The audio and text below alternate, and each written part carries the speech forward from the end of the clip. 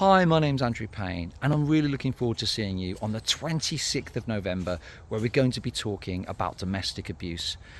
We know that in the UK, 1 in 4 women will experience domestic abuse during the course of their lifetime, and 1 in 6 men will experience domestic abuse during the course of their lifetime. So I want to start by just considering the broader picture on domestic abuse and what the data currently says. And then I want to unpack my story of domestic abuse as a former victim of domestic abuse. I want to answer key questions that I'm often asked, such as, how does an intelligent person fall into an abusive relationship? Is it a sign of weakness or a sign of naivety, perhaps?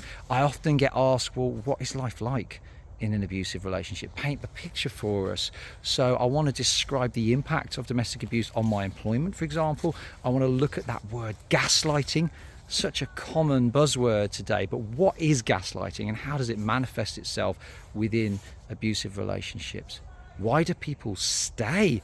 That's a question I'm often asked. Surely you recognize one day, you have a wake-up call, you realize you're in an abusive relationship and you just leave, right? But it's not that simple. So why do people stay? What's life like for victims of domestic abuse once they've exited that relationship, particularly if they have children with their abusive, now ex-partner? You can't just cut off all ties.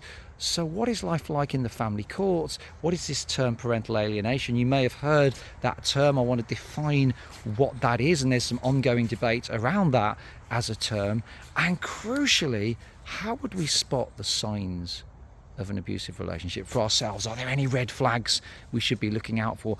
And how do we support our colleagues? How do we create an environment where if our colleagues were going through it, they could open up, they could talk about it? How do we support our colleagues? Crucial question. And these are some of the things that we're going to be talking about on the 26th of November. My name's Andrew Payne. I really look forward to seeing you there.